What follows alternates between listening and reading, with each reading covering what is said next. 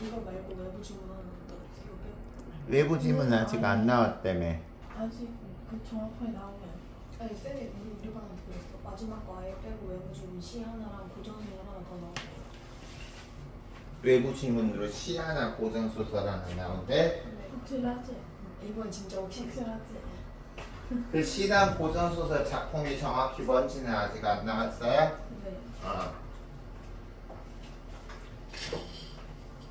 산의 언덕이 안 나온다고?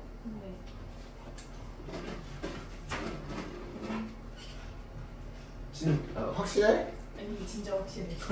알았어.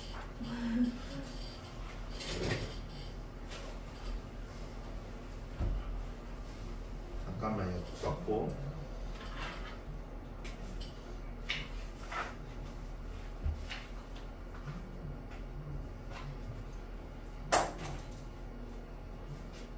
시 하나 소설 하나?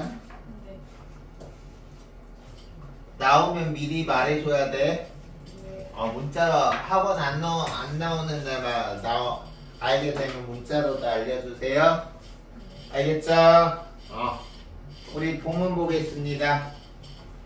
시집 읽기 보시면 상수님의 모듬은 신동엽 시인의 누가 하늘을 보았다 하는가를 읽은 후 모듬의 대표시 한 표를 고르기도 하였다. 근데 이거 안 읽다가 나오면 어쩌지? 그냥 하는 게 하는 게 낫지 않을까? 그쵸? 우리가 해서 안 나오면 상관없지만 안 했는데 뜬금없이 갑자기 선생님이 마음 바뀌어서 이것도 낼 거야 하면 그때는 당황스럽잖아. 오늘 시간도 가능하니까 산해언덕이까지 같이 하자. 그래서 여기 지금 보면 일단 봄은이라는 시를 보면 일단 봄은하고 우리가 그 다음 작품에 나온 껍데기는 가라를 보시면 두 시의 공통점이 있어요. 다시 43쪽에 나와 있는 봄은이라는 시랑 그리고 44쪽에 껍데기는 끼는 가라의 공통적인 특징을 하나 보면 제대 정리를 보면 봄은에서 현대시, 자유시, 참여시라고 나와 있죠. 참여시에 동그라미 치시고요. 그리고 44쪽 껍데기는 가라에서도 현대시, 자유시, 참여시라고 나왔는데 뭐 현대시, 자유시는 그렇게 중요하지 않고 참여시에 동그라미 치세요. 둘 다 참여시래. 참여시가 뭐예요?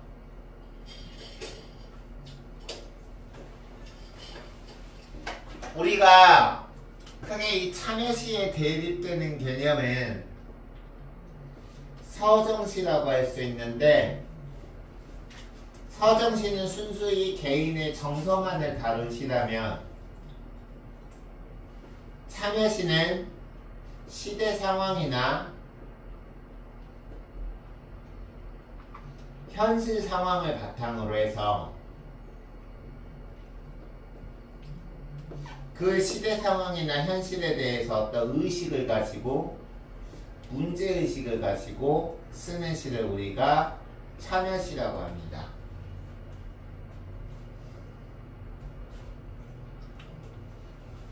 그래서 우리가 이걸 확장하기 위해서는 여기까지 알아두시는 게 좋을 것 같아서 선생님이 이거는 우리 너희들 교재에 안 나와 있어. 빈칸이나 어디에 적절하게 빈칸에다가 정리해주면 좋은데 문학을 해석하는 관점이라고 혹시 미리 공부해본 친구 있나요? 무슨 문적 관점 이런 거 있는데 아마 보면 들어봤을 거야. 우리가 문학을 해석하는 관점은 하나의 작품 텍스트가 있다고 했을 때 이걸 해석하는 관점을 크게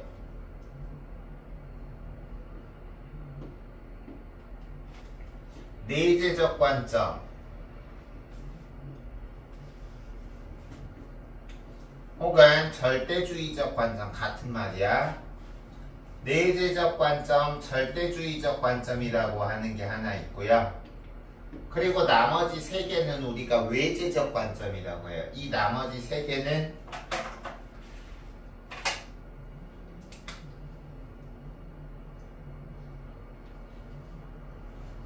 내재적 관점과 대비되는 개념으로 외재적 관점이라 그래요.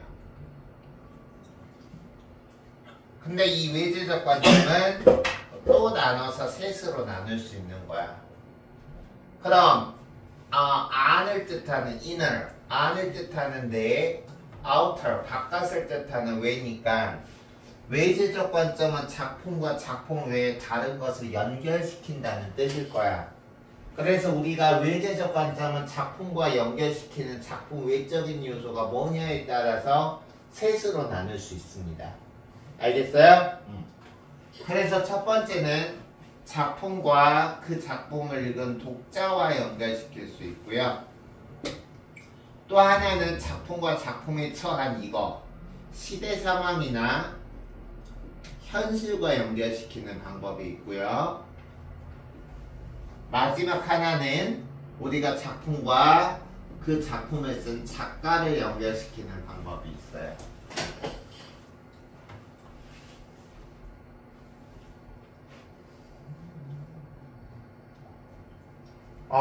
왼쪽부터 순서대로 가볼게요.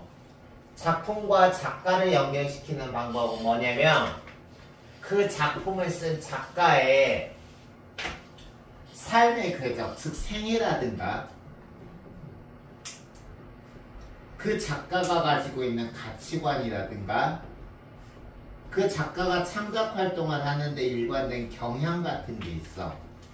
그래서 어떤 작품을 해석할 때 이 작가는 이런 삶을 살았고 이런 가치관을 가지고 있고 이러한 경향의 작품을 썼기 때문에 이 시를 이렇게 해석할 수 있을 거야 라고 하는 것이 바로 작품과 작가를 연결시키는 것이고, 이걸 무슨 논적 관점이라고 하는지 아는 친구 있어요?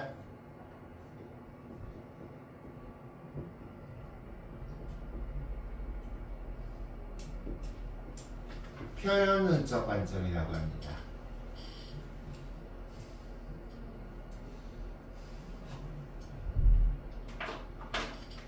그리고 두 번째, 작품과 그 작품이 쓰인 당시 작품 속에 있는 화제나 시적 대상에 처한 시대 상황이나 현실을 연결하는 방법이 있는데, 이 작품은 예를 들어서 일제시대에 쓰여졌으니까, 이 작품은 6.25 전쟁을 배경으로 쓰여졌으니까, 이 작품은 1960년대부터 87년까지 군사 독재 시절을 바탕으로 쓰여졌으니까 이렇게 해석할 수 있을 거야 라고 하는 게 바로 작품과 시대 현실을 연결시키는 거고요. 이거는 무슨 논적 관점이라고 할까요? 시대와 현실을 작품 속에 반영하니까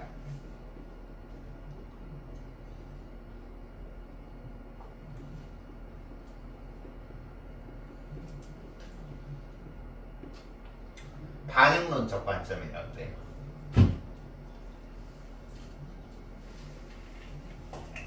마지막으로 작품과 그 작품을 읽은 독자가 작품을 읽고 나서 어떤 깨달음이나 교훈을 얻었는지에 연결시키는 거야. 난 이 작품을 읽고 이렇게 살아야겠다는 생각이 들었어. 뭐 이런 식으로. 알겠어? 이런 것을 우리가 작품과 독자를 연결시키는 거였다고 하고, 이거를 우리가 독자에게 효용을 준다고 해서 효용론적 관점이라고 합니다.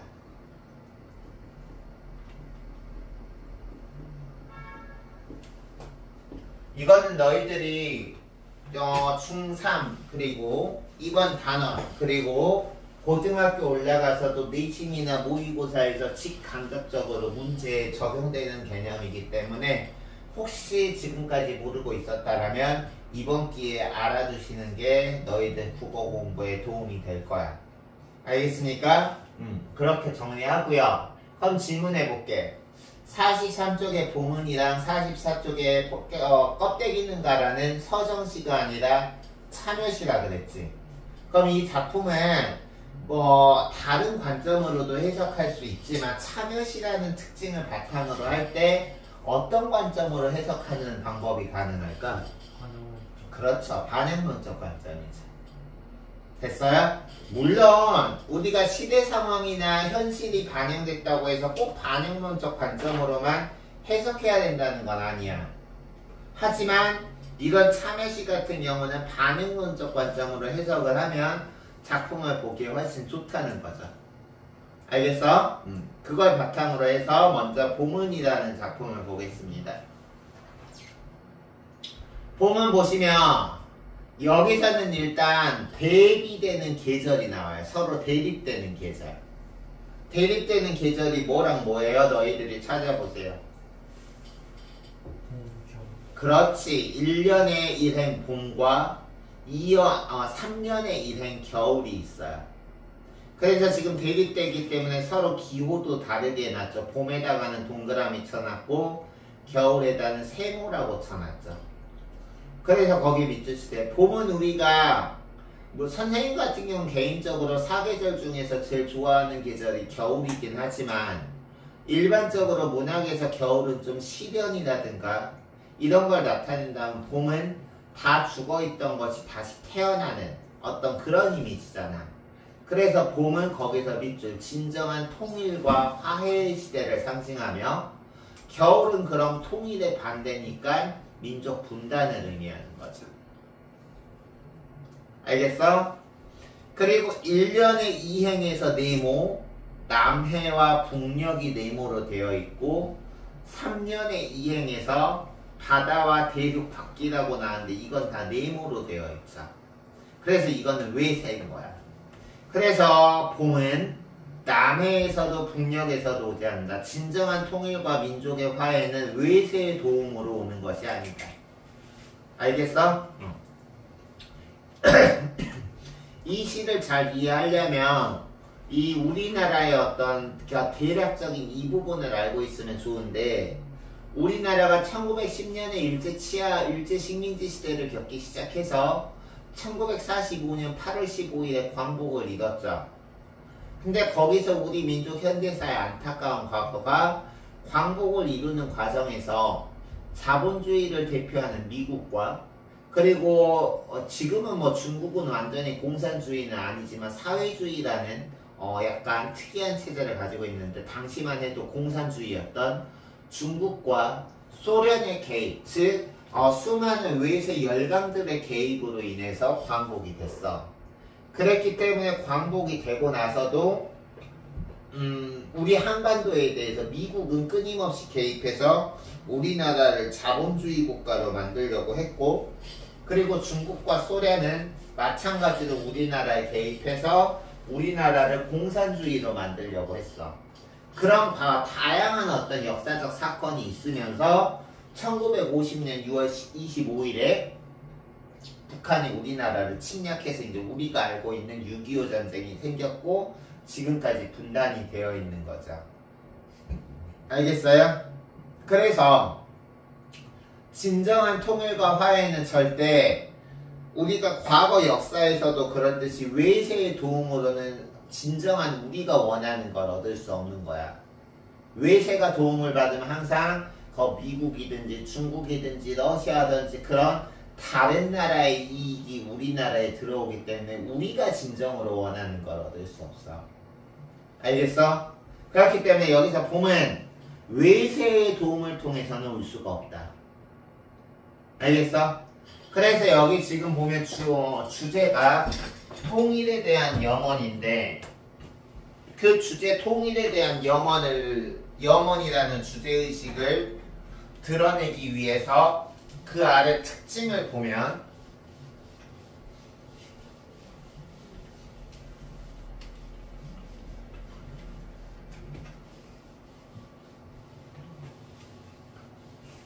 아까 얘기했던 1년의 일행, 3년의 일행의 봄과 겨울의 상징성들을 얘기했죠. 그쵸? 그리고 여기 보면 단정적인 어조로 의지나 소망을 나타낸다는 거는 오지 않는 것 같아가 아니라 오지 않는다. 아름다운 논밭에서 움틀 것 같아가 아니라 움튼다. 의지가 단정적이고 의지적이죠. 이렇게 우리가 표현하고 있는 거죠. 그래서 보면 외세의 도움으로는 오지 않고요. 이언 너그럽고 빛나는 봄의 그 눈짓은 진정한 통일과 화해의 기운은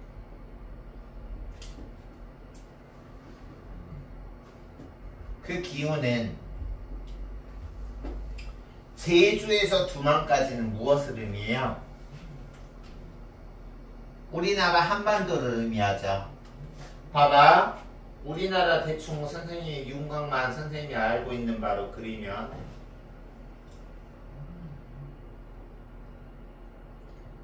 조금 이상하긴 한데 약간 이상한데 제주도는 맨 아래에 있죠. 두만강은 여기가 백두산이 있다고 하면 이쪽이 압록강이고 이쪽이 두만강으로서 압록강은 중국과 경계선, 두만강은 중국과 러시아를 경계선으로 하고 있어요. 그래서 우리나라 남쪽 맨 끝에서 북쪽 맨 끝이야. 즉 통일의 싹은 이 땅에서 웅터야 한다는 것을 의미한다.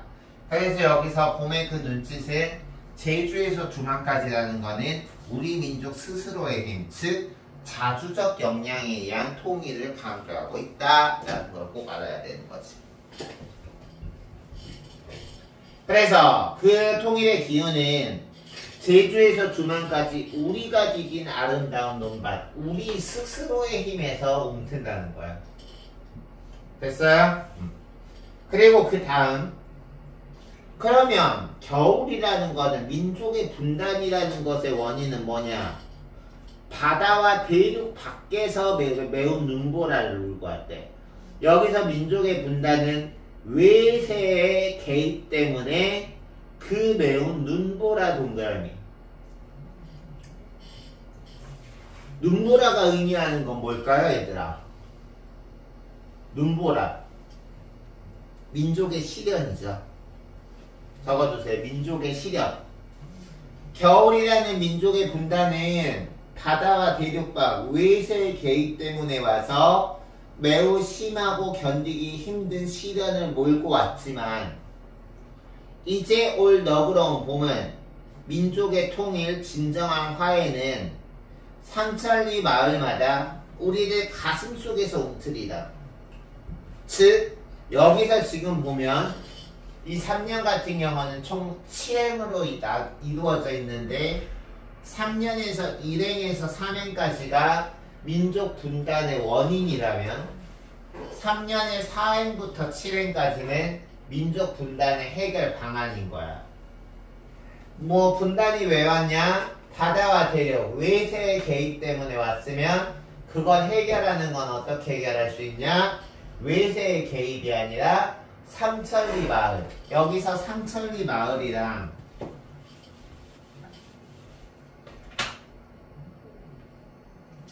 우리들 가슴은 이 바다와 대륙 밖이라는 시어랑 대비되는 개념이죠. 바다랑 대륙 밖이 외세라면 우리가 삼천리 마을이나 우리들 가슴은 우리 민족 스스로의 자주적 힘인 거죠.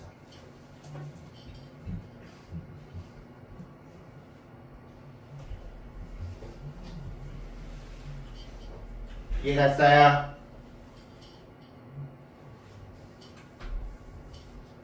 그래서 봄이 이렇게 웅터서 강산을 덮은 그 미움의 쇠붙이들, 우리가 쇠붙이라는 거는 무기를 만드는 재료잖아. 전쟁 무기. 그래서 우리가 여기서 쇠붙이라는 거는 군사적 대립과 긴장의 함축적 의미로 보시면 됩니다. 이런 어떤 자주적 통일의 어떤 노력이 웅터서 지금 현재 우리나라 삼천리 강산 대한민국을 뒤덮고 있는 그 군사적 대립과 긴장은 그렇게 되면 눈 녹듯 흐물흐물 녹아버리겠지. 여기서는 흐물흐물이라는 의성어, 의태어, 음성상징어가 약간 뭐 낙지가 흐물흐물하다 이런 식으로 부정적인 의미로 보일 수도 있지만 여기서는 이 눈 녹듯 미움의 쇠붙이가 흐물흐물 녹아버리겠지 해서 통일이 돼서 군사적 긴장과 대립이 사라지길 바라는 조국 통립에 대한 의지적인 태도와 소망을 드러내고 있는 거야.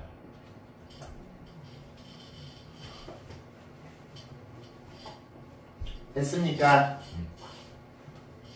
어렵지 않죠? 그치? 그럼 이제 그 다음 껍데기는 갈아보도록 하겠습니다. 여기 우측 상단에 껍데기는 가라 우측 상단에 제재 안내 보시면 시 껍데기는 가라는 밑줄.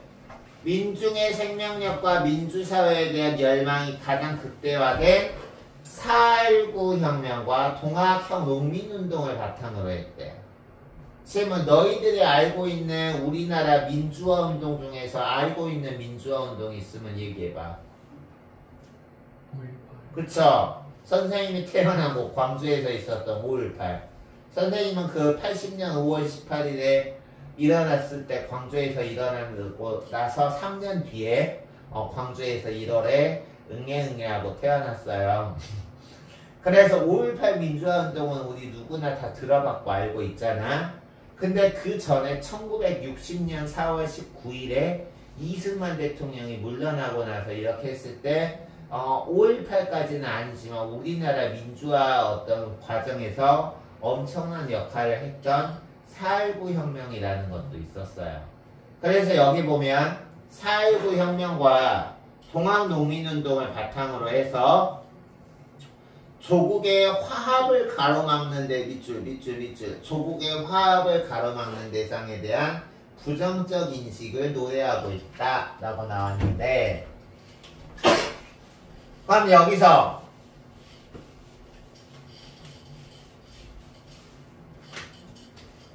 조국의 화합을 가로막는 대상은 여기서 뭘까? 이 시에서 껍데기인 거야. 이 껍데기라는 시어가 우리 민족의 민주화와 화합을 막는 부정적인 대상이기 때문에 그 껍데기 보고 꺼지라고 하는 거야. 너 가! 이렇게 얘기하는 거야. 알겠습니까? 그래서 이제 오른쪽 제재 정리 보시면 이 시의 갈래는 현대시이고 자유시이고 참여시이다. 알겠어? 그럼 참여시라고 했으니까 이 시는 개인의 정서를 노래한 시야, 시대와 현실을 반영한 시야. 시대와 현실을 반영한 시야. 그렇기 때문에 여기 시대와 현실을 반영했기 때문에 현실 참여적이라고 나와 있고, 부정적인 세력에 대해서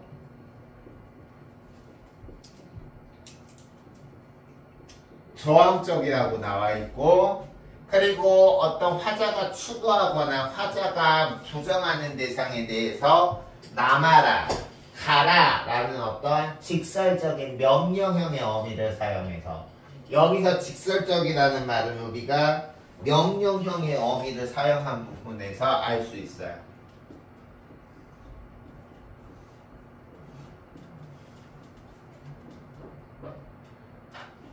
우리 지금 보면 가라, 가라, 가라, 아우성만 살고 가라 명령형으로 나타나 있지. 그쵸? 그리고 제재는 분단된 조국 현실이면서 주제는 민족 통일 동그라미 치시고요. 민주사회 동그라미 치세요.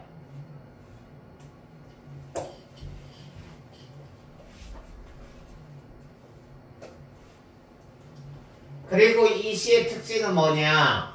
반복적인 표현 밑줄, 대조적인 시어 사용 밑줄. 여기서 반복적인 표현은 뭔가요?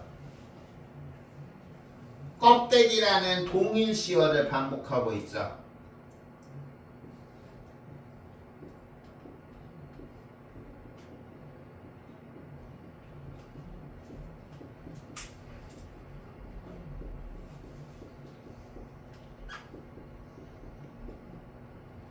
또 반복적인 표현은 문장 구조가 뭐뭐는 남고 뭐뭐는 가라, 뭐뭐만 살고 뭐뭐는 가라, 이런 식으로 유사한 문장 구조가 반복되어 있죠.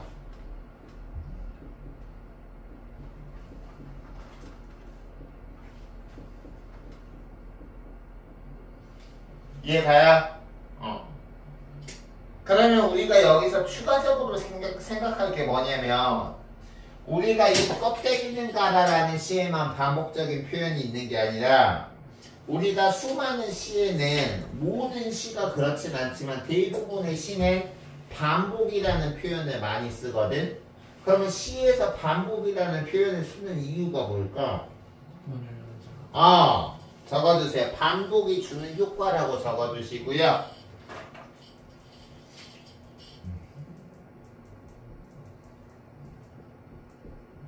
두 가지가 있어요. 그 중에서 하나를 지금 재환이가 잘 얘기했어요. 반복하면 우리가 운율이 형성돼요. 리듬감이 형성돼요. 우리 그래서 노래도 들으면 후렴구라든가 뭐 예를 들어서 특별한 의미는 없지만 계속 반복되는 후렴구 것들 있잖아. 그래 안 그래? 그래서 운율감을 형성하고 또 하나는 어떤 기능을 할까? 반복을 하면 주제. 와우, 의미를 강조해요.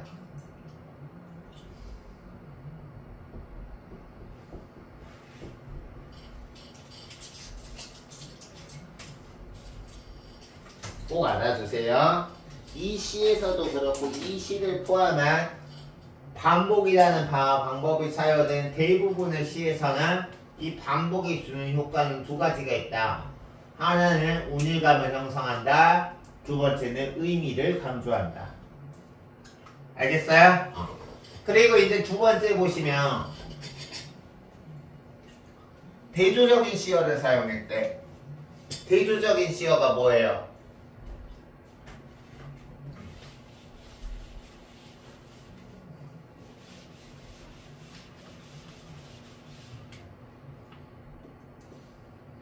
긍정적인 의미 시어와 부정적인 의미 시어로 나눠볼게. 일단 껍데기는 플러스겠어 마이너스겠어? 마이너스. 알맹이는 플러스. 플러스. 이연에서 아우성은 플러스. 플러스죠.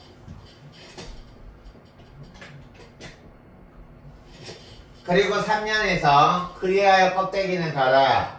이곳에선 두 가슴과 그곳까지 내놓은 아사다라 아사녀가 중립청 소리내면서 부끄러운 말을 할지니 사형 껍데기는 가라.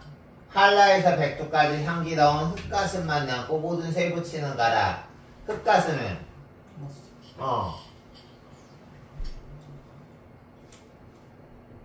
쇠붙이는 마이너스. 이런 대조적인 의미를 시용해서 시의 의미를 드러내고 있다.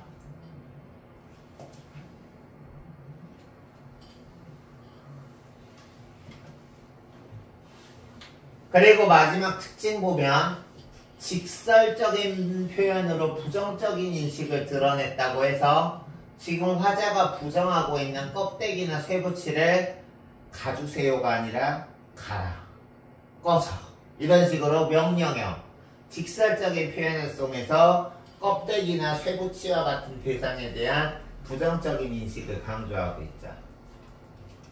됐습니까? 그럼 작품 이제 뭐 웬만한 건 다 설명했어. 이제 작품 보는 건 어렵지 않을까 볼게요. 1년 껍데기는 가라. 즉 우리 민족의 통일과 민주화를 가로막는 거짓이나 허위나 외세의 세력 같은 이런 것들은 다 꺼져주세요. 4월도 알맹이만 남고 여기서 4월 동그라미 치세요. 여기서 에이프릴 4월은 무엇을 의미할까요? 그렇죠. 우리 민주화의 어떤 큰 도화선이 됐던 4.19 혁명을 가리켜요. 4월이니까 4월 19일. 그 4월 민주화 혁명에서도 진실하고 순수하고 민주화를 위한 민족 정신들 긍정적인 알맹이만 남고 쓰잘데기 없는 거칠의 껍데기는 다 사라져 주세요. 그래서 우리가 1년의 주제는 4월도 알맹이는 남고라는 부분에서 알 수 있듯이 4.19 혁명의 순수한 정신이 남기를 바란다.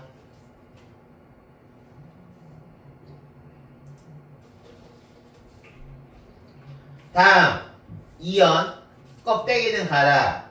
동학령 곰나무의 그 아우성만 삼고 여기서 지금 동학령 곰나무 동그라미 치세요. 1년에 이행해서 4월이 우리 민주화의 도화선이었던 4.19 혁명이라면 2년에 이행해서 동학령 봄나루는 뭘까요? 그렇죠. 여기 지금 제재 안내에서 나왔던 동학농민운동. 선생님은 셀프 자랑으로 드릴 거야. 한국사 시험 알 거예요. 한국사 시험 1급 97점 받았는데 내가 이거에 대해서 뭐 처음부터 끝까지 뭐 다 알려줄 수 있지만 난 지금 너희들한테 역사 선생님이 아니라 국어 선생님으로 있으니까 개략적인 것만 얘기하면 이 동학농민운동은 1894년에 우리가 이제 전봉준 장군이라고 이름은 들어봤을 거야. 시작이 전봉준으로 시작한 건 아닌데 중간에서 핵심적인 역할을 한 인물이 전봉준 장군이고, 이 동학농민운동은 반봉건 반제국주의를 내세운 운동이에요. 그 과거에 성리학으로 정찰됐던 봉건사회를 반대하고, 그리고 우리나라 같은 경우 1866년에 병인양요 식민양요난 1876년 강화도 조약부터 해서 슬슬 일본의 개입을 받기 시작했죠. 그래서 그런 제국주의에 반대하는 동학농민운동, 민족운동이에요. 그래서 그 동학농민운동의 그 순수한 아우성만 남고, 알맹이와 아우성이 같은 의미인 거죠.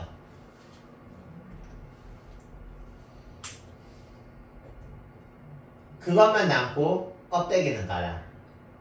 그래서 우리가 1년하고 유사하게 1년에서 이행의 4월 4.19 혁명의 순수한 정신만 남기를 바라는 것처럼 2년에서도 2년의 이행 동학령 봄나루 동학농민운동의 순수한 정신이 남기를 바란다. 3년 반복하고 있죠. 그리하여 다시 껍데기는 가라. 그 다음 잘 봅시다. 이곳에선 두 가슴과 그곳까지 내놓은 밑줄 아사달과 아사녀, 얘들과 아사달과 아사녀는 어디서 들어봤어? 역사 시간에 어디 부분에서 들었어? 백제 신화. 그래서 이 아사달하고 아사녀는 우리 민족의 어떤 원초적인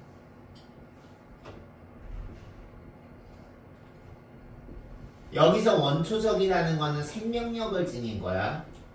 원초적 생명력을 지닌 기원이라고 보시면 돼요. 그래서 이곳에서는 두 가슴과 그곳까지 내는 아사달과 아사녀가 중립의 초대청, 여기서 중립의 초대청은 이 아사달과 아사녀가 만나는 공간이죠.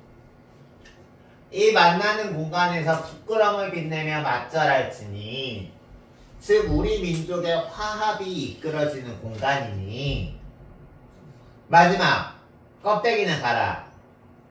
밑줄 2연 4연의 이행 밑줄 한라에서 백두까지. 이건 뭔가요?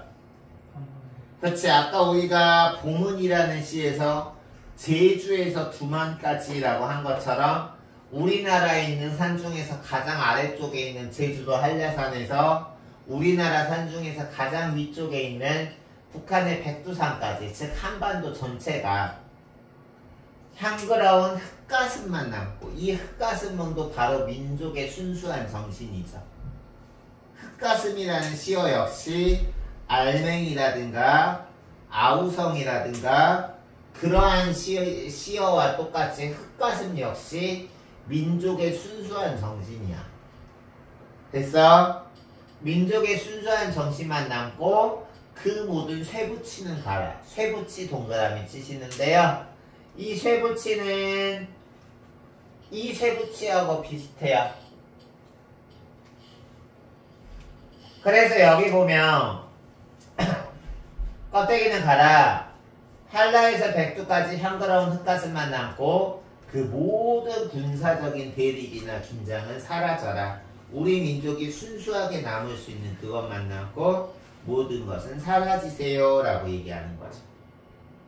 됐어요? 됐습니까? 다음 이제 산의 언덕에 보겠습니다.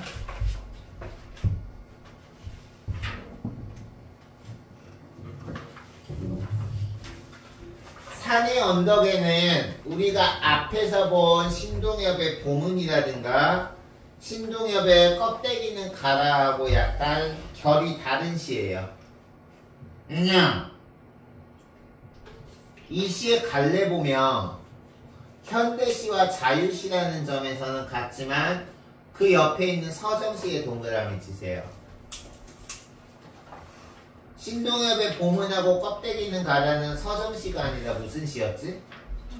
그쵸. 근데 이 시는 어떤 사회 현실이나 시대 상황과는 무관하게 순수히 개인적인 정서만을 다룬 시야.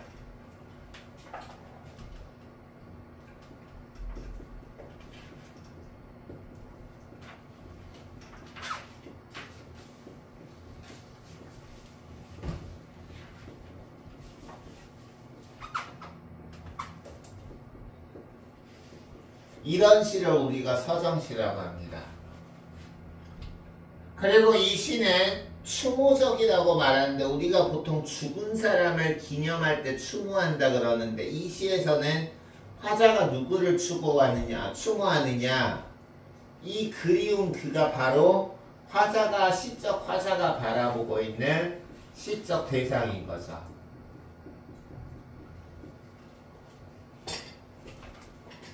그래서 여기 보면 제재나 주제를 보면 제재는 그리운 그의 얼굴, 주제는 그리운 이에 대한 부활과 소망이라고 했는데 화자가 그리워하는 그가 일단 죽었나 봐.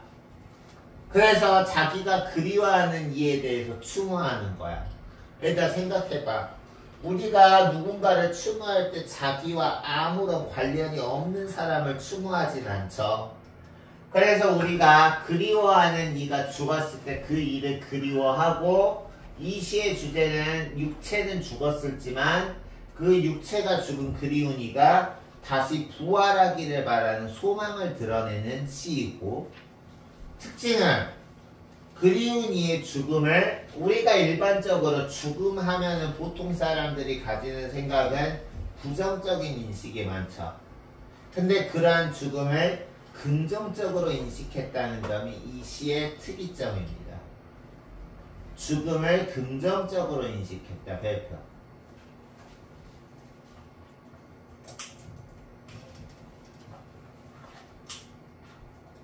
그리고 그 아래 보시면 이 시는 유사한 구조의 반복과 대꾸 표현을 사용했다라고 했는데 유사한 문장 구조는 1년에서 보면 1행하고 3행에 뭐뭐 할 수 없어도 뭐뭐 할지어이 2연에서도 마찬가지로 1행에서 3행에 뭐뭐 할 수 없어도 뭐뭐 할지어이 알겠어?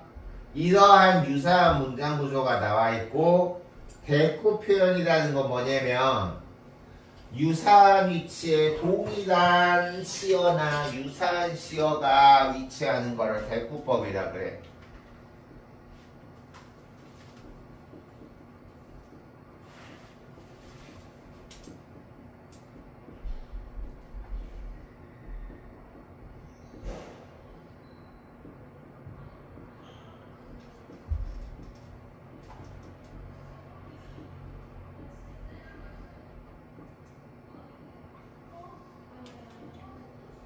이걸 대꾸법이라고 합니다.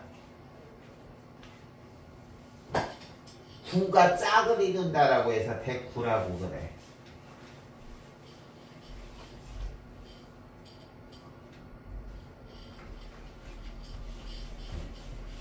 그러면 여기서는 구체적으로 어떻게 대꾸법이냐 봐봐. 그리운 그의 유사하죠. 명사 얼굴 노래 다시 수 없어도 찾을 들을 대꾸법 이해가요?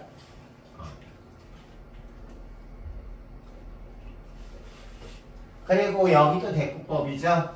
산의 언덕, 산의 들에, 언덕의 숲속에 피어날지어이 사랑할지어이.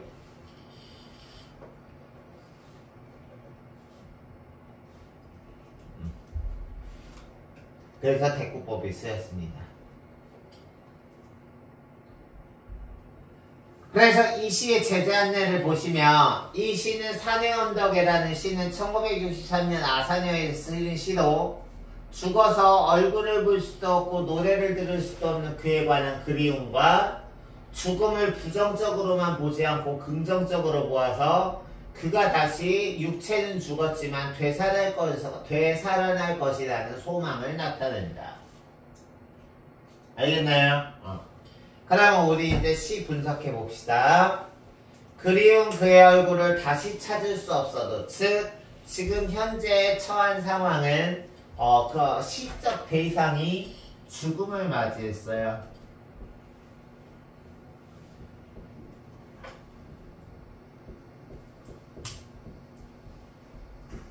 우리가 화자는 시 속에서 말하는 일을 시적 화자라고 하고, 대상은 그 시적 화자가 주목하는 인물이나 물체를 시적 대상이라고 하죠. 그래서 여기서는 그리운 그가 시적 대상인 거야. 시적 대상이 죽었을지라도 화사한 그의 꽃, 여기서 꽃이라는 거는 죽은 그의 영혼 정도 되겠죠. 화사한 그의 꽃은 산의 언덕에 피어날지어이, 뭐뭐 할지어이라는 거는 반드시 must의 의미야. 산의 언덕에 반드시 피어날 것이다. 그의 영혼만은. 알겠어? 그런 일이 있어서는 안 되지만 우리가 가족 중에 예기치 않게 죽게 되면 그 가족이 그 죽은 가족 구성원이 머물렀던 공간에 가면 그의 겉외양은 볼 수 없지만 그 죽은 이에 대해서 가졌던 기억은 또렷하게 나잖아. 그치? 꼭 그 사람이 있는 것 같고. 그런 식으로 영혼은 여전히 피어날지어이. 다음, 그리운 그의 노래 다시 들을 수 없어도 역시 시적 대상이 죽었어. 그럼에도 불구하고 여기서 꽃과 대응하는 게 숨결이죠. 죽은 그의 영혼은 여전히 들과 숲속에 이 곳곳의 도처에 존재할지언. 그래서 여기 보면 1년, 2년 역시 바로 다 그의 어떤 영혼이라든가 그의 소망과 신념의 부활을 소망한다.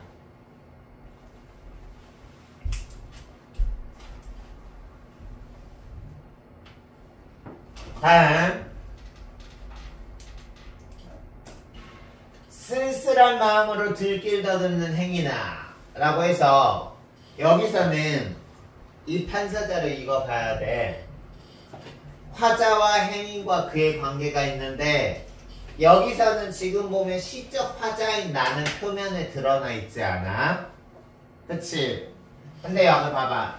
1년과 2년에서 알 수 있듯이 화자의 영혼은 죽었지만 그의 꽃이나 아니면 그의 숨결은 살아날 거라고 함으로써 죽은 그에 대한 그리움을 화자가 나타내고 있는데 3년을 보니까 쓸쓸한 마음으로 들길 더듬는 행위나라고 해서 여기서 지금 또 다른 시적 대상인 행인이 쓸쓸한 마음을 갖고 있는 것은 마찬가지로 화자가 그를 그리워하던 것과 마찬가지로 행인 역시 그를 알고 있었던 거야.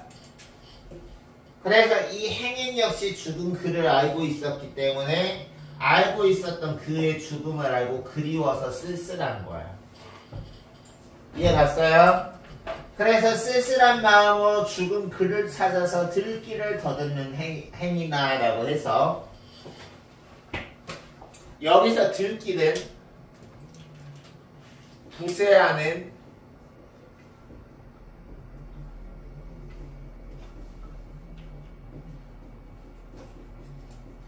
시적 대상을 찾는 공간이겠죠.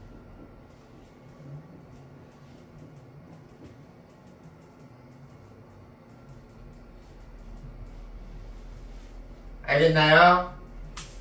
그래서 눈길이 비었거든 바람을 담을지네, 바람이 비었거든 인정을 담을지네. 우리가 뭔가 부정적인 감정이 들면 사람에 대해서, 그러니까 너희들 마음이 너무 힘들면 사람이 그냥 싫어지는 경험 해본 친구 있어요? 그냥 이유 없이 모든 사람이 싫어져. 너희들은 아직 없지? 선생님은 올해 좀 인생에서 손꼽을 만한 정도로 힘든 시기를 오래 겪으면서 그때는 진짜 그렇더라고. 길가에서 낯선 사람만 봐도 그 사람이 싫다기보다 사람을 피하게 돼. 그 사람을 피하게 되는 거는 그 사람 자체가 싫은 거야. 사람 자체를 못 믿게 되는 거야. 너희들은 이제 그런 경험을 하면 안 되지만 살면서 하지 말란 법도 없어. 그래서 여기 보면 그렇게 마음이 쓸쓸할 때는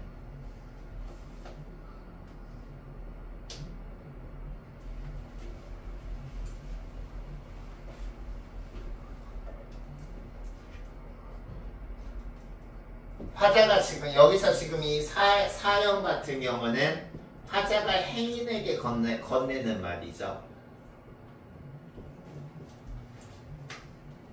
마음이 쓸쓸할 때는 바람을 좀 담아봐, 인정을 좀 담아봐 라고 해서 권하는 거야. 인정은 사람 간의 정을 인정이라고 하잖아.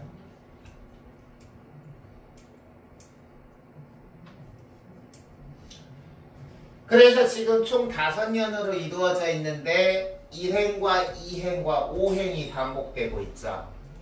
그리운 그의 모습을 다시 찾을 수 없어도 울고 간 그의 영혼, 여기서 대놓고 영혼이라고 나왔잖아.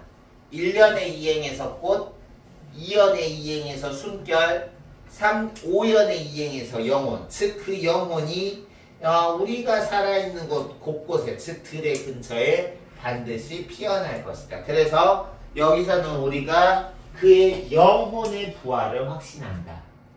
그래서 우리가 아까 이 시의 특징 중에서 죽음을 긍정적으로 바라본다라고 했는데, 이 죽음을 이 시의 화자가 긍정적으로 바라본다는 것의 근거는 단순히 죽음을 그냥 모든 것이 소멸하는 거라고 생각하는 것이 아니라, 죽음이라는 것이 육체는 더 이상 쓸 수 없지만 영혼은 항상 존재한다는 거죠. 알겠어요? 너희들 중에 종교가 있는 친구들은 이 말을 되게 공감이 갈 거야. 근데 종교가 없는 친구들은 이렇게 생각할 수 있죠. 죽으면 끝이지, 뭐 죽고 나서 영혼이 어딨어 라고 생각할 수도 있는데, 선생님은 죽고 나서 영혼이 있다고 생각해. 사람은 이제 사는 동안 우리 내면에 soul, 영혼이 있는데, 살아있는 동안에 이제 육체의 어떤 외양을 둘러쓰고 우리가 이제 생각하고 행동하고 몇십 년 사는 거고, 죽고 나면 신체는 죽어서 흙으로 돌아가지만 우리가 가지고 있는 그 영혼은 하늘로 올라가서 우리를 관장하고 있는 신의 심판을 받고, 또 이제 또 다른 우리가 보통 하늘나라고 하는 거기에서 우리의 영혼은 또 다른 삶을 살겠죠. 그게 이제 종교에서 하는 거죠. 선생님은 개인적으로 기독교 아니에요.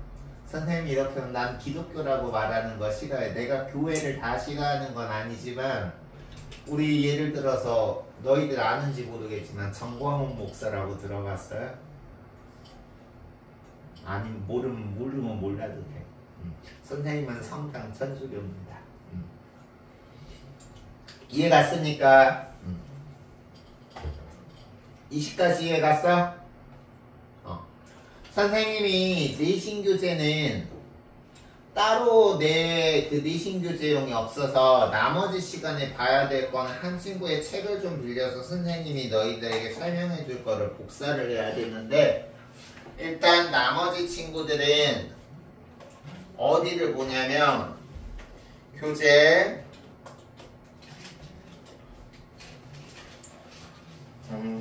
몇 쪽이었지?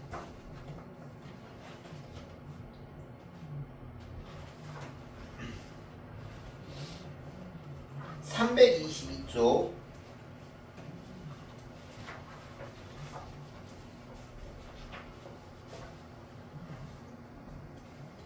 이랑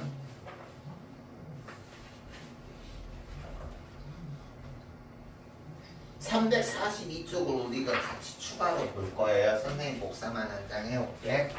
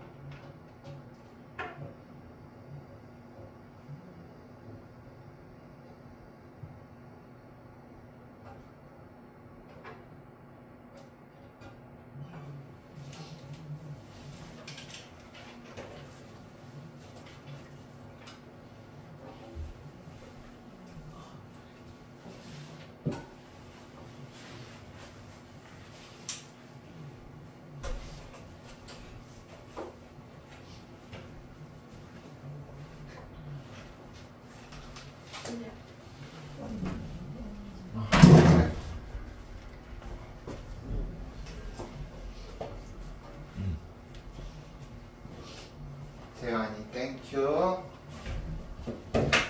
그러면 우리 나머지 시간에는 322쪽, 323쪽이랑 342쪽, 343쪽 이 두 부분을 더 볼 텐데요. 이 부분은 선생님이 파일이 없기 때문에 같이 보면서 필요한 부분은 판서를 하겠습니다. 알겠습니까? 얘들 알겠니?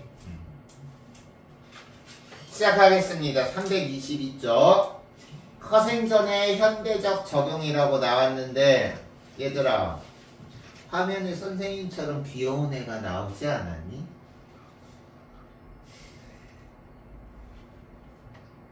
난 개인적으로 내 얼굴을 보면 수민이하고 수아한테 돌 맞을 소리를 하나 할게요. 난 내 얼굴을 보면 나의 잘생김이 정혜인보다 뛰어나다고 생각해.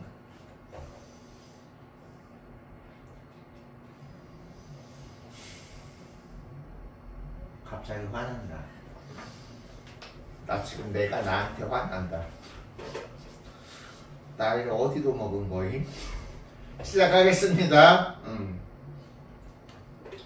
322쪽 인재육성과 등용이라고 했는데 읽어보면서 중요한 부분 밑줄 치고 너희들 필기해야 될 부분 판서해 드릴게요.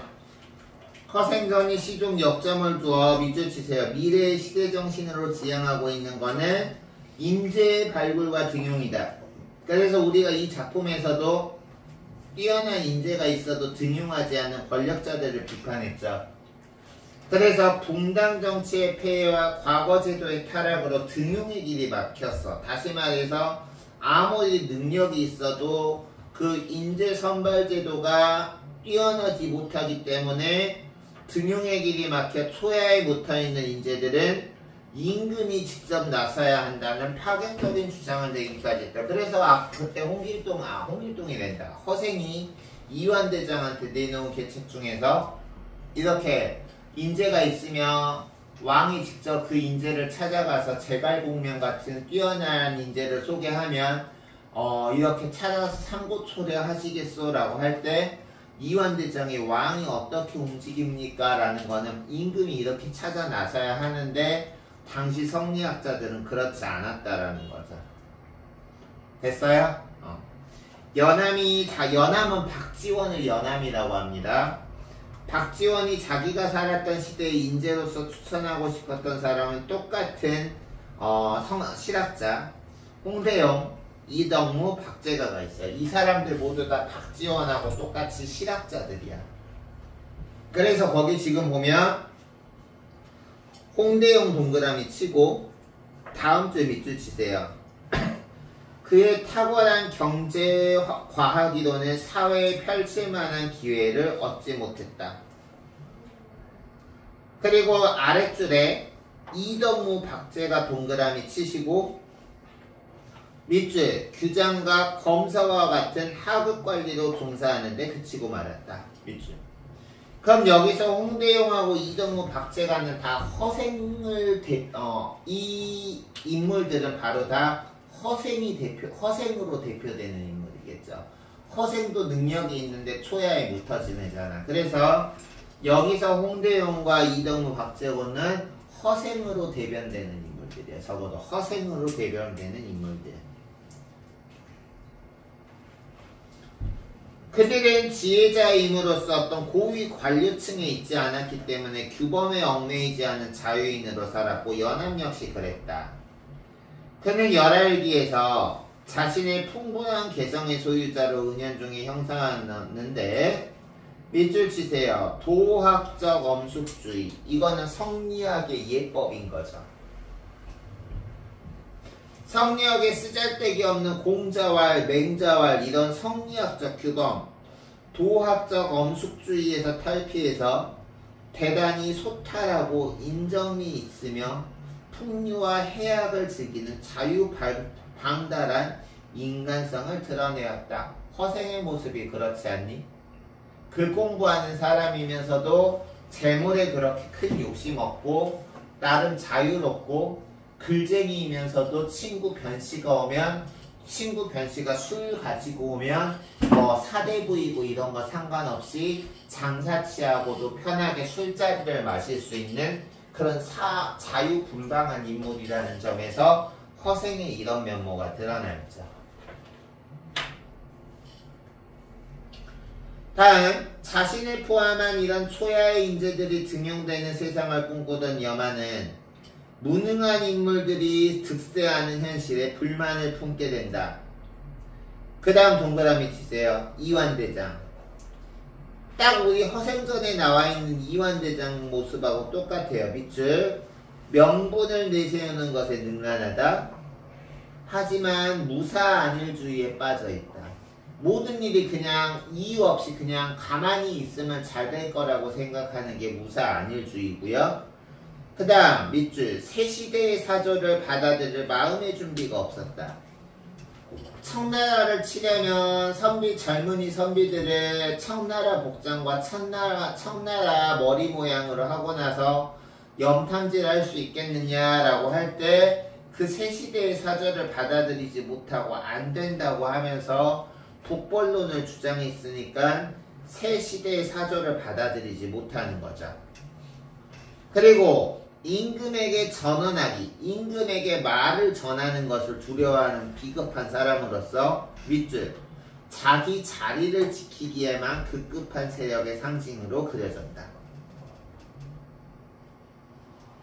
그렇기 때문에 연암 같은 경우도 세 가지 계책을 말하다가 그 이완대장이 명분에만 능숙하고 실제로 절박함이 없으니까 막 죽이려고 그랬잖아. 소설에서도. 그래서 여기 보면 연암은 이들을 향해 칼을 휘두르고 싶을 만큼 극심한 분노를 표출한다. 이게 허생에 드러나 있는 거지.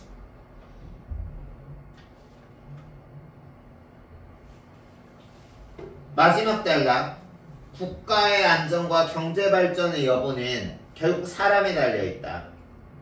그렇다면 인재를 얼마나 잘 육성하고 좋은 인재를 등용했는가 하는 것이 미래사회의 척도가 되는데 밑줄 허생전은 시대를 초월하여 인재의 활용에 대한 교훈을 들려준다. 이해 가나요? 그럼 다음 봅시다. 문명사회에 대한 책임의식이라고 했는데 허생전은 밑줄 사회가 불안하고 도둑이 창궐하는 즉 떼도둑이 이렇게 활개치는 원인은 봉건적 토지 소유 제도의 모순이라고 진단했다. 밑줄 하시고요. 다시 말해서 개인적 원인이 아니라 사회 구조적 원인이라고 본 거죠. 밑에 적으세요.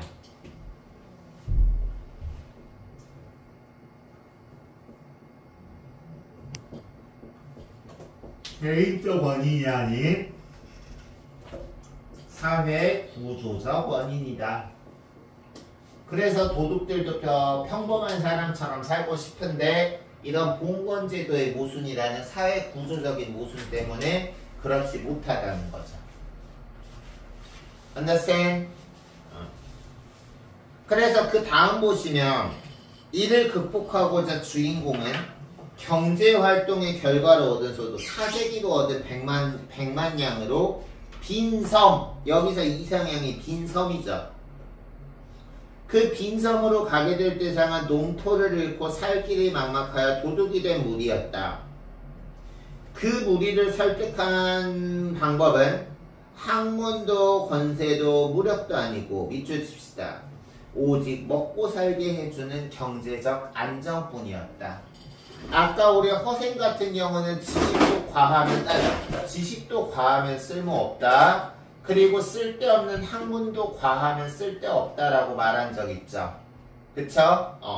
그래서 여기 지금 보면 오직 먹고 살게 해주는 경제적 안정뿐이었다. 즉 여기서 알 수 있는 게 이용후생의 정신이었죠.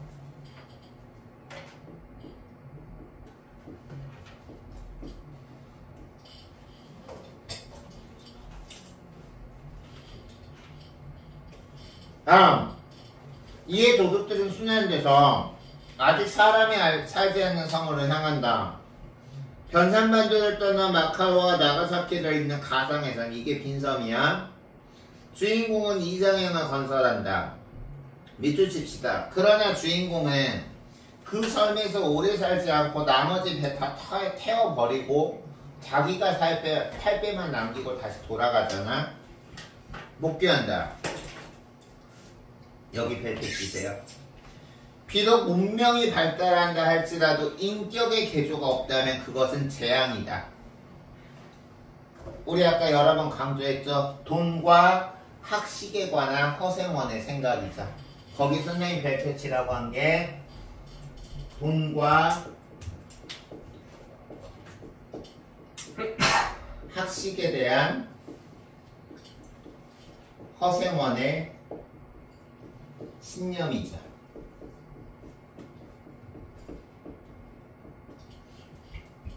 돈도 지나치게 많으면 재앙이고 학문도 쓰잘데기 없는 지식만 너무 많으면 그것도 재앙인 거야.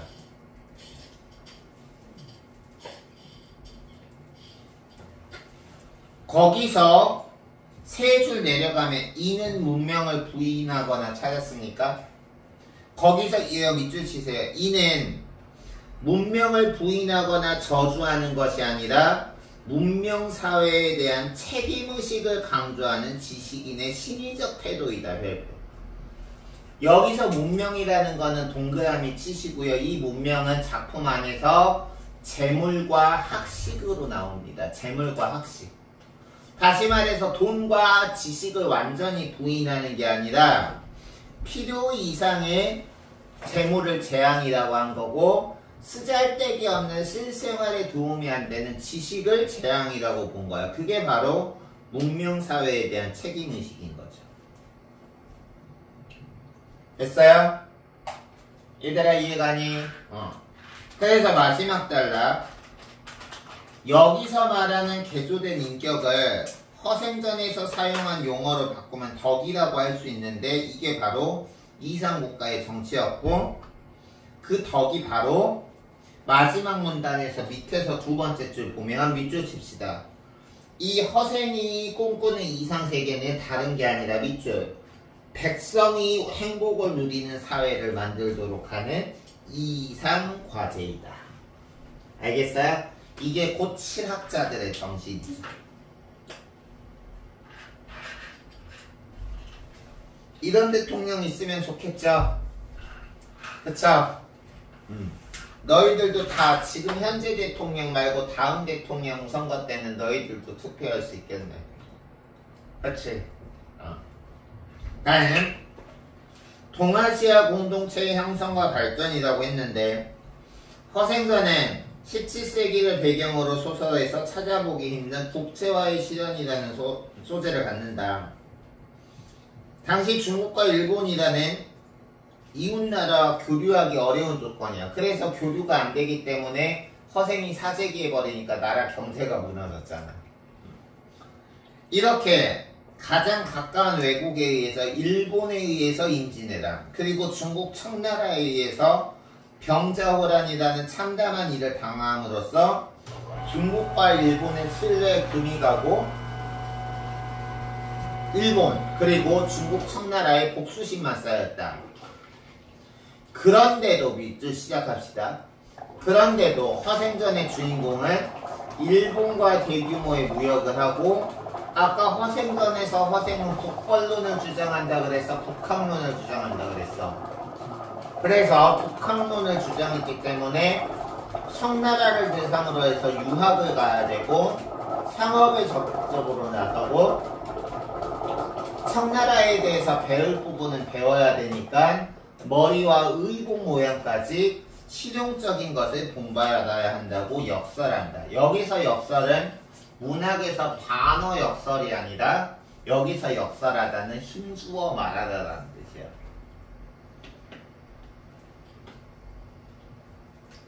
됐어요? 다음 단락. 허생전이 제기하는 동아시아 3국의 교류 확대 주장은 한국뿐만 아니라 중국과 일본의 미래 전략과도 관련된다. 다음 페이지.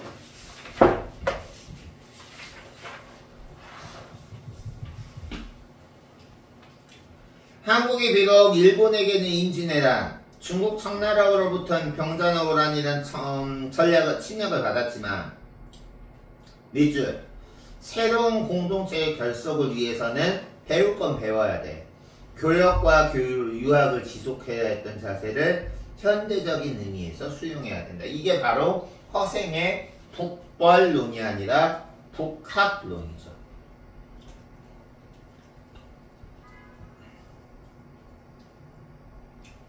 됐습니까? 그리고 선생님이 미리 준비하면서 그 아래 문학과 작가, 사회의 관계, 작가와의 관계는 뭐 표현론적 관점, 사회와의 관계는 반응론적 관점으로 해석할 수 있는데 이 부분은 너희들이 그렇게 보지 않아도 될 것 같아. 그래서 322쪽과 323쪽 초반부까지는 너희들이 내용이 어렵게 나올 경우 대비해서 꼭 여기까지 공부를 해주시고요. 우리 이제 마지막으로 342쪽에서 343쪽까지 보시고 수업은 마치고 뭐 과제 같은 거 안내하고 클리닉 안내하고 수업 마치도록 하죠. 시해석 교육에서 가장 중요한 게 하나가 시해석의 다양성 문제야. 아까 우리 신종엽의 보문이라든가 껍데기는 가래나 산의 언덕에 선생님이 이런 의미다 라고 알려줬잖아. 그래 안 그래? 그리고 너희들이 국어시험에서 그것에 맞게 풀어야 정답이잖아. 근데 말이야, 세 번째 줄 보세요. 시교육에서 텍스트 해석이란 완결된 의미를 밝혀내서 학생들에게 보여주는 게 아니에요. 원래대로 하면 시교육을 선생님이 이렇게 수학 공식처럼 정답을 얘기해서는 안 된다는 거야. 시 공부할 때. 그래서 오히려 불황적적이어야 된다. 즉 다양하게 해석이 가능해야 어떤 시가 가지는 한 시의 의미를 높이고 텍스트에 흥미를 갖는다. 너희들이 문학 공부를 재미없어 하는 게 내가 읽을 때는 이거 이렇게 해석이 안 되는데 왜 이게 이렇게 해석된다 그러지? 이것도 하나의 원인이죠. 그래서 여기 보면 라면 그 문단에서 밑에서 밑에서 네 번째 줄 보면 어떤 해석도 절대적인 권위를 가지고 있는 것은 아니며 다양한 해석의 방법이 문학을 즐기는 올바른 길이다. 그래서 우리가 문학을 해석하는 관점이 하나만 있는 게 아니죠. 내재적 관점도 있고 작가하고 연결하는 무슨 관점? 작가하고 연결하는 무슨 관점? 기억 안 나면 필기한 거 찾아봐. 작가의 삶이나 가치관이나 작가의 창작 경향과 연관짓는 무슨 관점? 표현. 그리고 시대 상황과 연결시키는 독자가 얻은 깨달음이나 교훈과 관련시키는 그런 다양한 해석이 가능해야 된다. 두 번째 문단. 학교 교육이 시작되면서 국어교과서에서 빠진 적이 없어. 맞아요. 나도 나왔고. 김소월 시인의 진달래꽃에서 이게 이별의 어떤 슬픔을 나타낸다는 건 누구도 거부할 수 없다. 그래서 그것은 움직이지 않는 불변의 주제였다. 그런데 이 시는 다르게 해석하는 연구도 있대. 언제 닥쳐올지도 모를, 하지만 원하지는 않지만 언제나 닥쳐올지도 모를 이별에 대한 두려움, 그리고 그 사랑을 지키겠다는 의지로도 해석이 가능하다는 거야. 하지만 우리가 시험 볼 때는 배운 대로 시험을 봐야죠. 알겠어? 그래서 거기 세 줄 내려가면 이미 이별의 정한이라는 주제가 정해져서 찾았습니까? 이미 이별의 정한이라는 주제가 정해져서 학생들에게 전달되는 순간 국어시험 성적은 향상되지만 시 자체의 아름다움은 사라진다. 맞죠? 다음 문단 보겠습니다. 아래에서 다양한 시 해석 교육은 독자, 너희들이 어떤 방식으로 개입해서 스스로 의미를 자기화해야 돼. 알겠어? 예를 들어서 선생님은 김소월의 예를 들어서 그거 있잖아. 나보기가 역겨워 가실 때는 죽어도 아니 눈물 흘리오리다. 난 거기서 나보기가 역겨워 가실 때는 죽어도 아니 눈물 흘리오리다 해서 그 떠나는 님을 꼭 어떤 이성이라고 생각하지 않을 수도 있고, 나를 싫어하는, 내가 좋아하지만 나를 싫어하는 모든 사람으로 해석할 수도 있잖아. 그게 꼭 이성일 필요는 없잖아. 그래 안 그래? 우리가 모든 게 뭐 사랑을 전제로 한 이성관계로 만나는 거 아니니까. 알겠어? 그런 식으로 자기화해야 된다. 그래서 세 번째 노출에서 그 과정에서 시와 언어와 인간과 삶과 세계에 대해서 충분히 생각할 수 있어야 되고, 밑줄 자신이 읽어야 할 시를 어떤 방법으로 읽는가는 독자가 할 몫이야. 따라서 우리가 내신 기간에 공부하는 거는 타당한 해석이야. 하지만 너희들이 시험 기간이 아닐 때 다양한 문학을 감석할 때는 해석은 다양해도 되고 다만 그렇게 해석하는 근거만 있으면 되는 거야. 알겠어? 그래서 거기 342쪽에 맨 마지막 줄 보면 하지만 시를 해석하는 과정에서 교과서에 나올 법한 타당한 해석뿐만이 아니라 소수의 의견이지만 근거가 있는 해석 역시 배려해야 한다. 알겠습니까? 그래서 지금 여기서 선생님이 중요한 부분만 봤는데 우리가 이제 시 3편 봤잖아. 신동엽의 보문이랑 그리고 껍데기는 가라랑 그리고 예를 들어서 산은 언덕에 우리가 시험 볼 때는 아까 공부한 대로 시험 봐야 돼. 하지만 그걸 너희들이 각자 시험관에 별개를 할 때 꼭 이게 껍데기가 어떤 외세나 이런 의미일까? 선생님은 거기서 껍데기를 난 이렇게 생각할 수도 있을 것 같아. 대한민국은 한 개인의 외모를 형식이라고 하고 어떤 개인의 인격적인 인성을 내용이라고 한다면 대한민국 사회는 한 개인의 형식과 내용 중에서 어디에 더 집중해요? 형식으로 모든 걸 판단하지 않나? 그 사람의 겉모습으로? 그래서 우리 세계에서 성형수술이 제일 발달한 나라도 우리나라고. 그런 거잖아. 그래서 거기서 껍데기라는 거는 우리가 그 작품에서는 우리 공부한 대로 하지만 거기서 껍데기는 나 이렇게 생각해. 지나치게 외모 지상주의, 겉모습만 중시하는 한국 사회를 비판하는 걸 수도 있어. 다만 이제 그럴 때는 거기서 4월이라든가 동학년 곰나루 같은 경우는 다른 시어로 바꾸면 더 좋겠지. 알겠어? 그래서 물론 사람이 겉모습도 중요해. 예를 들어서 지금 우리 처음 만났잖아. 선생님이 막 담배 피고 담배 냄새 막 사람을 풍기고 하면 너희들이 좋겠어?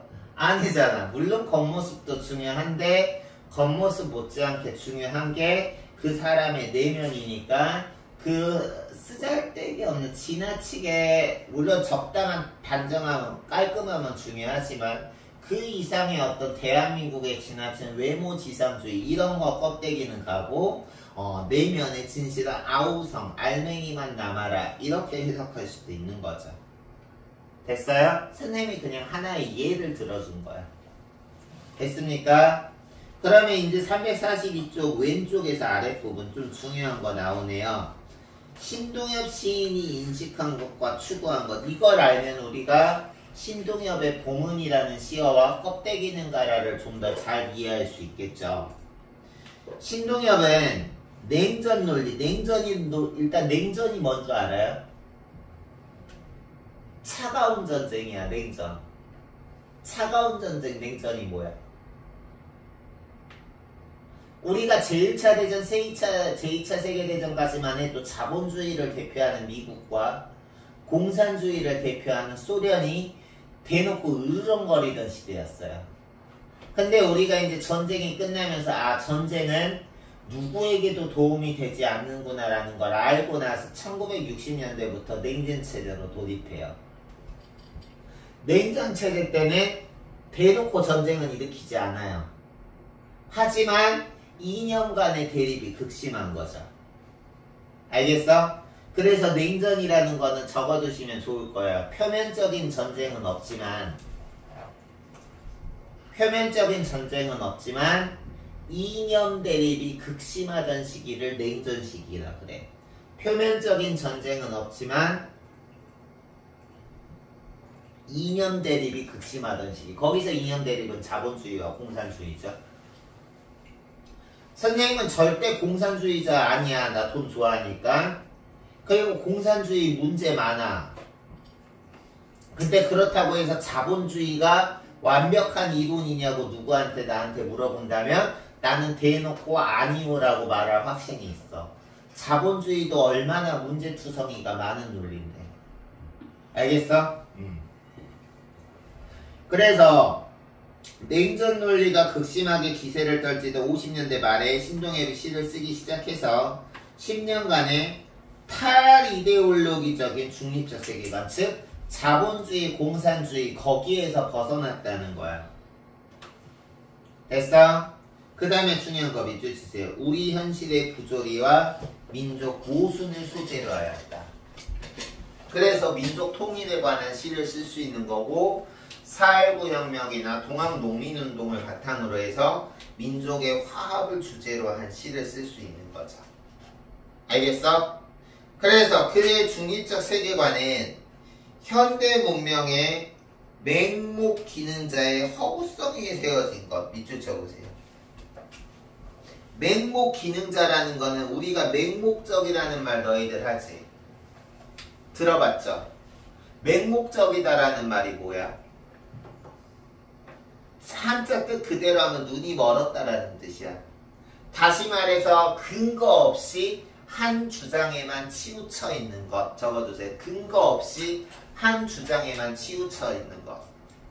우리나라 어른들 중에서도 어떤 사람 보면 어떤 정당이 아무리 나쁜 짓을 해도 그 정당 출신의 사람 나오면 묻지마 투표하는 사람들이 있는 거 알아요? 그런 게 바로 맹목적인 기능자들일 거야. 알겠어?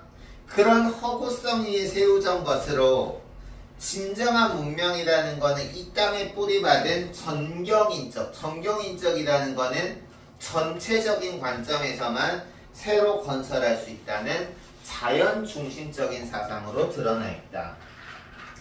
그래서 우리 거기 보면 신동엽의 봄에서도 뭐 향그러운 흙가슴만 남고 할 때 흙이라는 시어가 자주 나와. 그리고 신동엽의 봄은에서도 제주에서 두만까지 뭐 논밭이라는 시어가 나오죠. 그 흙가슴이나 논밭이 바로 이 자연중심적 사상 때문에 그런 겁니다. 그래서 뭐 신동엽의 봄은에서 논밭이라든가 아니면은 신동엽의 껍데기는 가라에서 흙가슴 이런 거예요. 알겠나요? 그래서 그 다음 그는 분업화된 인간들의 사고는 필연적으로 완벽할 수 없다는 불구성을 가진다는 판단 아래 밑줄 인간 생명의 원초적인 힘이 상실된 오늘의 문명을 재검토하고 공동체로 재구성할 수 있는 힘이야. 여기서 인간 생명의 원초적인 힘이 바로 자연, 흙인 거죠.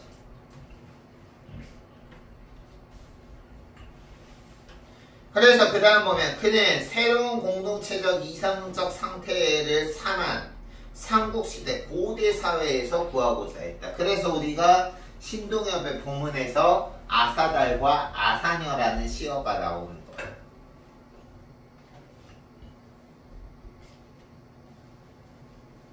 됐습니까?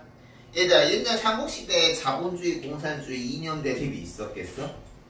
없었겠죠? 그래서 계급과 이념 대립이 없었던 고대 이상사회의 원형을 추구했다라는 거예요.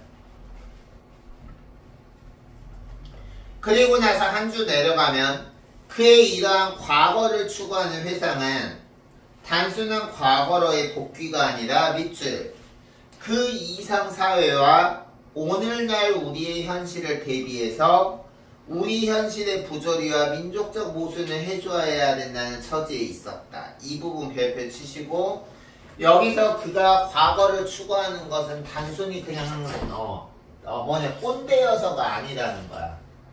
알겠어?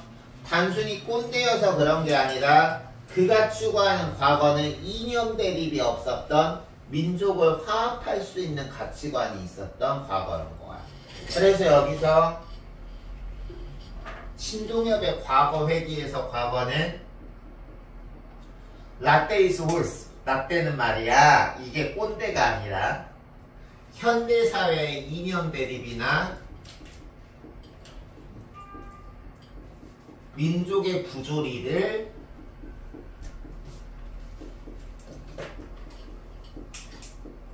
해결할 수 있는 가치관이 있는 시기였던 거야.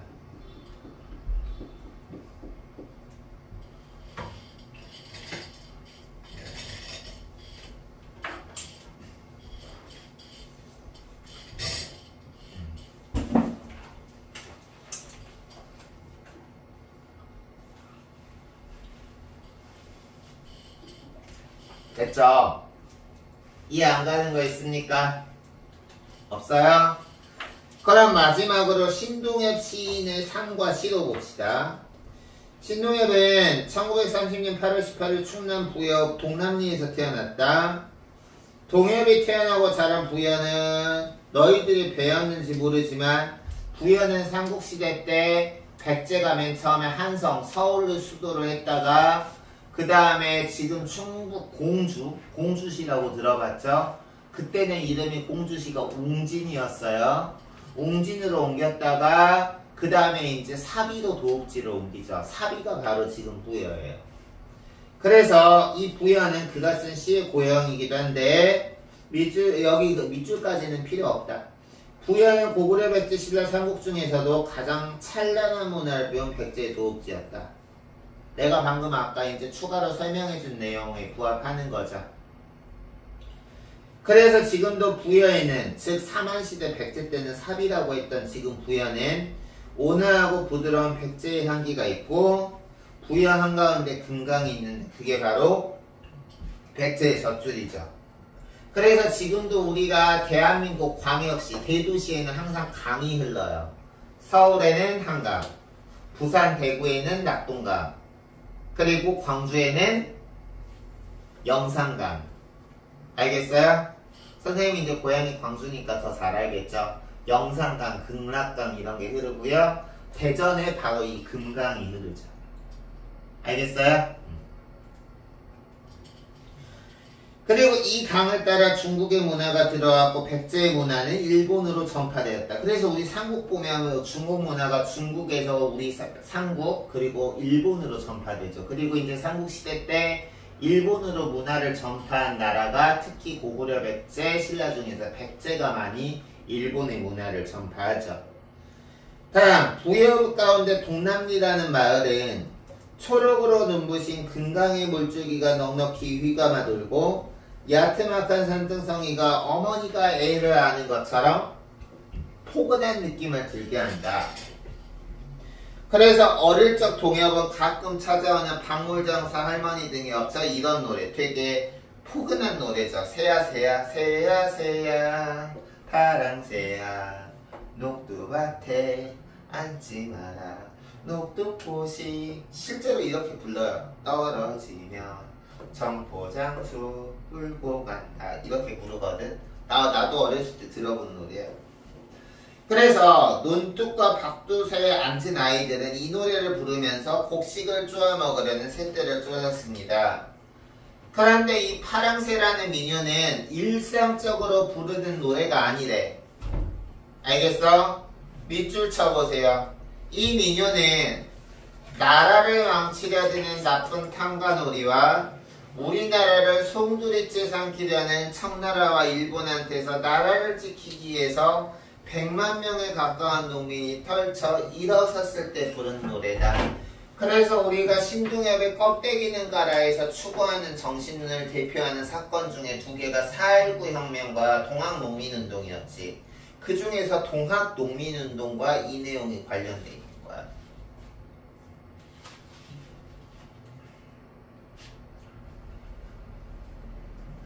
이 싸움에서 농민들은 진달래꽃처럼 붉은 피를 흘리면서 목숨을 바쳤습니다. 동학농민운동에서 백성들이 그랬고 4.19 혁명 그리고 이 시에서는 안 나와 있지만 광주에서 있었던 5.18 민주화운동에서 선생님 고향이 광주기 때문에 특히 5.18 민주화운동에 대해서 관심도 많고 책도 많이 봤는데 진짜 그때 우리가 독일의 힌츠페터라는 기자가 세계에 알리지 않았으면 실제로 정부가 말한 대로 광주 시민들은 다 북한의 지령을 받아서 남한의 소동을 일으킨 공산주의자라고 다 지금도 믿었을 거야. 선생님은 거기가 고향이니까 더 와닿겠죠. 만약에 진실이 밝혀지지 않았으면 선생님 공산주의자 취급받았던 거야. 알겠어? 그래서 이렇게 민중들이 이렇게 피땀 흘려서 노래를 불렀다. 그렇기 때문에 신동엽의 그 동학농민운동을 활용한 시에서 껍데기는 가라에서 민족의 화합을 추구하고 외세를 배격하는 껍데기는 가라 이런 시어가 나오는 거죠. 됐어요? 다음 동엽이는 누나와 함께 이 노래를 부르는 곡식이 누렇게 익은 들녘을 거닐었다. 그러다가 새떼가 쫓겨다 고갯마루 쪽으로 눈길을 돌리면 어머나 자전거를 탄 일본 순사의 날카로운 눈과 마주칠 때가 많았다. 이게 바로 우리가 신동엽의 껍데기는 가라에서 향그러운 흙가슴만 남고 모든 쇠 붙이는 가라. 어떤 군사적 대립 긴장. 그 안에는 이런 일제도 있는 거죠. 알겠어요? 일본 순사는 누런 군복을 입고 한쪽에는 무시무시한 칼을 차고 있었습니다. 어찌나 무서운지 엉엉 울던 아이들도 일본 경찰 온다 하면 울음은 그칠 정도였답니다. 그러니까 쇠 붙이는 가라, 껍데기는 가라 이런 말을 하는 거죠. 얼마 안 남았습니다. 칼을 차고 저물 때까지 들녘을 감시하는 순사들, 노란 하늘을 배경으로 서 있는 순사들은 시커먼 구름덩이처럼 마을을 뒤덮고 있는 구름 그 자체였습니다. 이게 바로 껍데기는 가라에서 껍데기와 쇠붙이들이 되는 거죠. 그래서 그걸 가라고 단정적으로 말을 하는 거지. 이처럼 신동엽이 어릴 때 배운 파랑새라는 노래에는 우리 결의 뼈아픈 역사가 있기 때문에 신동엽이 껍데기는 가라 혹은 보문 같은 시를 쓸 수 있었고, 신동엽은 훗날 우리 내신 시험에는 안 나오지만 금강이라는 시어에서 우리들의 어렸을 적 황토벗은 고갯마을 할머니 등 옆에 누님과 곧잘 나는 왼쪽에 나온 새야새야 파랑새야 독두밭에 앉으마라 독두꽃이 떨어지면 청포장수 울고 간다. 파랑새 노래를 배웠다. 알겠습니까? 그래서 우리가 여기 신동엽의 시인과 삶의 시에서는 만약에 시험에서 그럴 리는 없겠지만 이번 시험에서 이런 유사한 보기가 나오면 그 문제에서는 우리가 문학을 해석하는 관점 중에서 무슨 관점에 입각해서 문제를 찾아야 된다는 거야. 작가의 삶과 연결시켰으니까 그렇죠. 표현 문적 관점으로 시를 해석해야 한다는 거죠. 알겠습니까? 오케이? 여기까지 질문 있니? 없어? 그럼 오늘 자습서 평가 문제집 갖고 왔죠? 너는? 뼈아프한테 상담하면 돼요.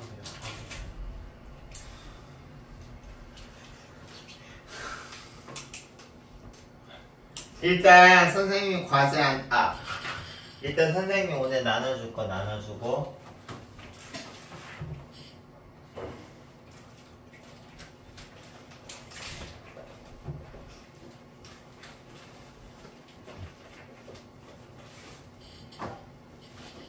일단 지금 나눠주는 거는 클리닉 과제 자료라고 해서 클리닉을 우리 지금 수민이밖에 안 오지, 수아밖에 안 오지만 나머지 친구들은 클리닉 과제 자료도 주말까지 같이 해와야 돼. 알겠니?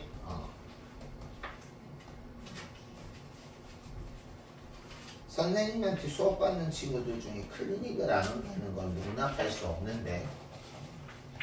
뒤에 하나 넘기세요.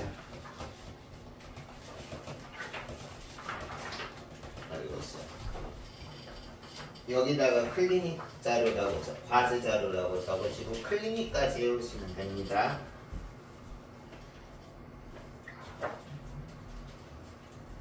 그리고 이거는 다음 주 주말 수업까지 주말 과제 자료. 지문이 길어서 많아 보이지만 얼마 안 돼. 40문제 정도씩밖에 안 돼요. 그리고 하나 보면 얘들아 맨 뒤에 봐봐. 선생님이 맨 뒤에 그 자료를 첨부한 거는 너희들 숙제하기 싫을 때 베껴오라고 준 거야.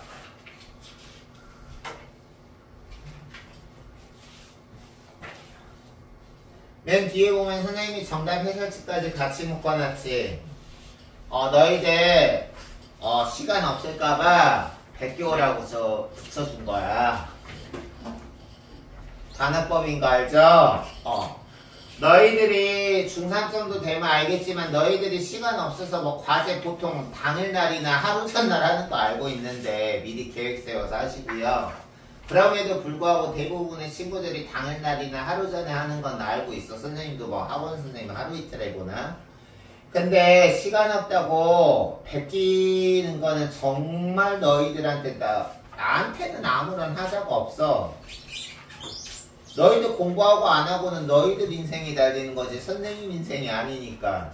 그래 안 그래? 그래서 너희들이 베낀다는 거는 정말 쓰잘데기 없는 거야. 나쁜 짓이 아니라 쓰잘데기 없는 거야.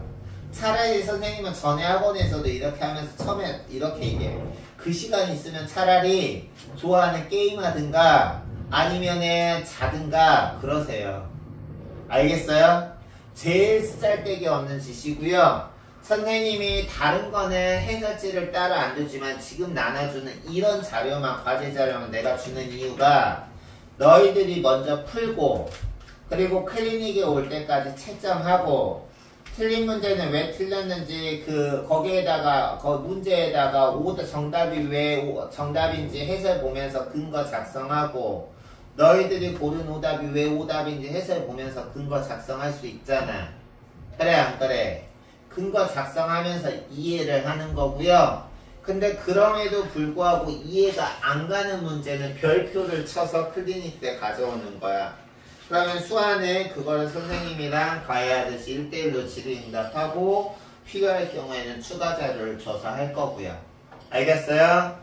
그리고 이제 수민이랑 재환이 같은 경우는 주말까지 그 2개 자료를 똑같은 방식으로 해오고 과제 검사할 때 다음과 진도 나가기에 시간이 바쁘기 때문에 모든 별표 문제를 다 해줄 수는 없고 대신 이제 정말 이거는 설명을 들어야 되겠다고 너희들이 얘기하는 문제들은 선생님이 과제 검사할 때 앞부분에 뭐 수화는 했어도 또 다른 내용을 선생님이 얘기해 줄 수 있으니까 같이 듣고 나서 다음 단원을 다음 주 주말 수업 시간에 나갈 거예요.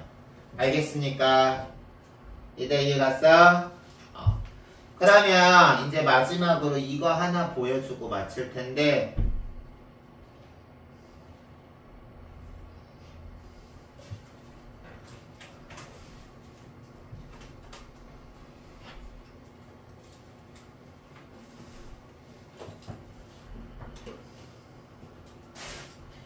이렇게 너희들이 이제 이따가 하원하면 조만간 이 내용이 문자로 갈 거야. 우리 허생전 시집 읽고 해석하기 했고 과제는 자체 제작 교재는 너희들 지금 오늘 수업한 교재야. 뒷부분에 문제 있는 거 안푼 문제 풀고 자습서 평가 문제집 1단원에 해당하는 모든 문제 풀고 채점하고 틀린 문제는 교재에다가 혹은 따로 노트를 준비해서 정답 오답 근거 작성하고 선생님이 배부한 과제는 지금 나눠준 2개 말하는 거야. 똑같이 채점하고 틀린 문제 공부하고 이해 안 가는 문제는 별표 쳐서 선생님이 여기에 반드시라고 한 거라는 건 선생님은 솔직히 너희들이 클리닉 안 오면 난 더 편해. 그치? 그럼에도 불구하고 오라는 거는 내가 무슨 뜻인지 그 정도는 알리라고 생각하고 클리닉에 등원해서 질의응답하기 이렇게 나갈 거예요. 알겠습니까? 이렇게 너희들 문자를 받을 거니까 뭐 몰라서 안 했어요 하지 말고 문자 잘 확인해서 해주도록 하십시오. 알겠죠? 그리고 다음 시간에는 2-2단원 나갈 거고요. 혹시 그 사이 주중에라도 뭔가 추가 외부지문 시나 소설이 뭔지 확실히 나오거나 그러면 아까 선생님 휴대폰 번호 저장했을 테니까 선생님은 다른 선생님보다 너희들이 이것만 잘 지켜주면 돼. 선생님은 다른 선생님보다 너희들이 오늘 내 수업이나 나를 어떻게 느꼈는지 모르겠지만 나는 무서움과는 좀 거리가 먼 사람이야. 근데 선생님 같은 경우는 한 번 이렇게 화가 나면 괴물로 변하거든? 애들 말로. 선생님은 시간 약속이나 이런 거에 되게 철저한 사람이에요. 물론 한 번 그랬다고 화내지 않아요. 한 번 그랬다고 화내지 않고요. 그게 이제 반복되거나 뭔가 서로 지켜야 될 그 암묵적인 룰이 뭔지는 굳이 말하지 않아도 너희들도 알 거잖아. 예를 들어서 막 뭐 수업 하여튼 그런 것들 그런 것만 너희들이 그냥 상식선에서 지킬 것만 지키면 선생님하고는 뭐 트러블 날 일 아무것도 없고 그렇다는 거 알아주십시오. 그래서 그런 범위 있으면 문자 선생님한테 주시고요. 너무 이른 시간이나 늦은 시간만 피해서 보내주시면 언제든 너희들이 주는 연락은 환영합니다. 알겠습니까? 궁금한 거 있나요? 없어요? 그리고 다음 시간에 2-2단원은 또 너희들이 오면 교재 준비해 놓을 테니까 다음 시간에는 그 과제 검사해야 되니까 오늘 받은 교재 1단원 교재 가져오시고 지금 나눠준 수업 교재 가져오시고 자습서 평가 문제집 검사 과제로 가져와야 되겠죠? 알겠어? 그래요. 고생했고 자기 휴대폰 챙기세요. 자기 휴대폰 챙기시고 얘들아 아까 너희들 들어올 때 데스크에서 그 출결했다는 거 버튼 눌렀어? 안 눌렀어? 채환이는 눌렀어요? 갈 때 꼭 하원 버튼 누르세요. 알겠죠? 수민은 절대 까먹지 말고 하원 버튼 눌러. 고생했어요.